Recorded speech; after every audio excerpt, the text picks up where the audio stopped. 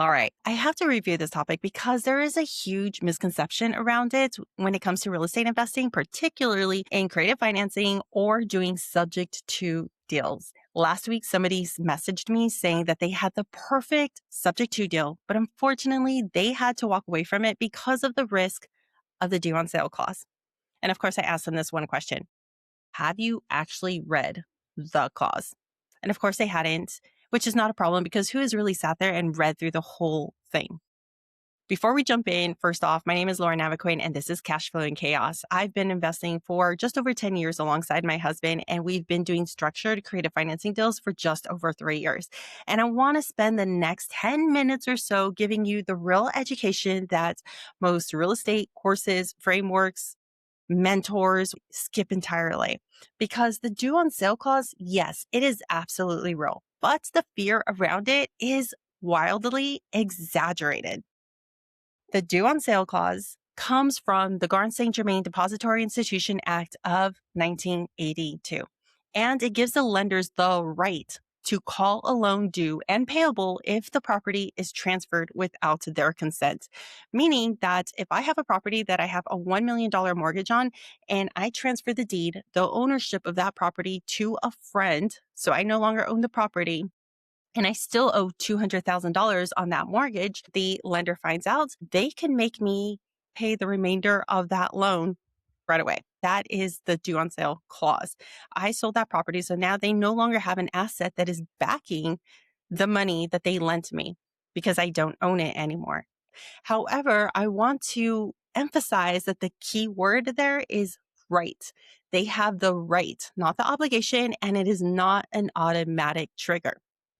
And more importantly, the same federal rule lists specific exemptions. Transfers to a spouse or a child or even to a living trust when you're doing estate planning, where the borrower is still the beneficiary, that is a qualified exemption. And in many interpretations, transfers where the original borrower remains personally liable on the note.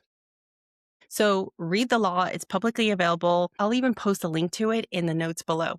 But here's the honest truth behind it. Banks, I won't say never, but usually ever call a performing loan due. Why? Because it is performing. It's a performing asset. And calling it due means that they have to go through the hassle. So as long as it's still being paid on time, monthly, on time, and a regular basis, they rarely ever go through the process of calling that loan due. Because also what happens if they call that loan due, then they need to redeploy that same capital at current market rates, often at a lower yield. They call loans due on non-performing situations. In situations where there's a default, a delinquency, major insurance lapse, that's when you have to worry. Not on a loan where payments are arriving on time every single month. Also, I want to touch on the land trust strategy because that is an additional layer. Where you transfer the property into a trust where the investor is the beneficiary along with the original seller or owner of the property. The transfer isn't to the new buyer directly, it's into a trust. And it really is a gray area, but it is a widely used strategy that helps legally protect you and the seller in a sub-to deal. I would highly recommend that you use the land trust strategy when doing a subject to acquisition. While just 7 states have dedicated land trust statutes, land trust technically can be done and created and are still recognized in all 50 states based on common law and established court rulings. Let's jump into some myths that we have to bust here that typically people who are looking or considering to do a subject to acquisition get scared away from the strategy altogether because of these myths. First off is that if the bank finds out that you did a subject to and transferred the deed, that they will immediately call it due. And in practice, banks don't proactively monitor property records. It is the insurance changes and tax record updates that can create some of those red flags. But a performing loan with a good service or relationship rarely trigger action. And I would highly recommend that when you are transferring it, don't go change the name on the insurance to your name or your company name directly. Leave the original seller as the primary insured and list you as an added covered on the policy as well to avoid any red flags. Another myth that I hear every so often is that it is illegal Triggering the due on sale clause is a breach of contract. It is not a criminal act. The consequence is that the bank can accelerate the loan, meaning that you then have to pay the balance or are responsible for the balance. And that's why you usually have some backups around that as well when conducting a sub-2 type strategy. Myth number 3 is that the seller will get in trouble. The seller's credit is not impacted unless the loan goes delinquent, and that is your responsibility as acquiring the property from them in a subject to acquisition. So typically have an exit strategy in place to cover yourself in the event or worst case scenario that would ever to happen. So here is a risk management framework. First off, always disclose to the seller. Always.